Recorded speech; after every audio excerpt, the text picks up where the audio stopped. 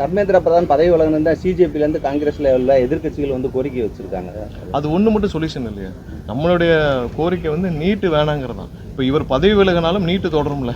நம்மளுடைய கோரிக்கை நீட்டு வேண்டாங்கிறது தான். யார் பதவி விலகினாலும் யார் இருந்தாலும் இல்லைனாலும் நமக்கு நீட்டு வேண்டாம். ஸோ இது வந்து இந்த கோரிக்கை வந்து இதை சப்சிடைஸ் பண்ணிடும். நம்ம வந்து நீட்டு வேண்டாங்கிறத சப்சிடைஸ் பண்ணிவிட்டு இப்போ பதவி விலகினால் நீட்டு தொடரும். அப்போ அதுதான் நமக்கு தேவையா? நமக்கு அது தேவையில்லை. நமக்கு நீட்டு வேண்டாங்கிறது தான் நம்மளுடைய கோரிக்கை. இதில் நிறைய இடத்துல திமுக முன்னாள் அமைச்சர்கள்லாம் பங்கேற்று நிறைய பேசியிருக்காங்க. இதை பேசக்கூடிய தகுதி திமுக கிடையாது.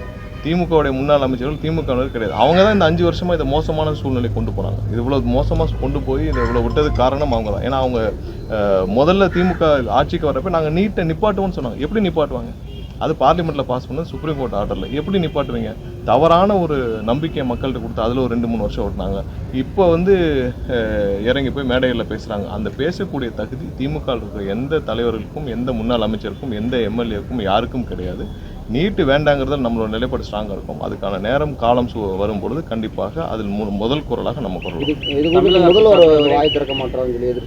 இல்லை, நம்மளோட நிலைப்பாடு தான் சொல்லிட்டோமே. நம்ம நிலைப்பாட்டில் எந்த மாற்றமும் இல்லை. நம்ம இந்த போராட்டம் சம்மந்தமாகவும் நம்மளோட நிலைப்பாடு சொல்லிட்டோம். இதில் நிறைய இடத்துல வேறு கோரிக்கைகள் இருக்குது. நம்ம இதில் நம்மளுடைய நிலைப்பாட்டில் தான் நம்ம நிற்க முடியுமா தவிர்த்து தமிழ்நாட்டில் நடைபெறும் அங்கங்கே மாணவர்கள் கேட்டிருக்காங்க. அது அமைதியாக நடைபெறும் அனைத்து இடத்துலையும் தேவையான பாதுகாப்புகளை நம்ம உறுதி செஞ்சிருக்கோம். மேகதாது விவகாரத்தில் வந்து கர்நாடகாவுக்கு அழைச்சி பேச்சுவார்த்தை நடத்தக்கூடாது, அது தவறானது, அனைத்து கட்சி கூட்டத்தை கூட்டணும்னு சொல்லி இல்லை, மேகதாது விவகாரத்தில் முதல்வர் வந்து கடந்த 1 மாதங்களாக பல கட்ட ஆய்வுகள் எல்லா இதில் லீகல்லையும் சட்ட வல்லுநர்களையும் எல்லா அளவுலையும் பல ஆய்வுகளை பல ஆலோசனைகளை மேற்கொண்டு வருகிறார்.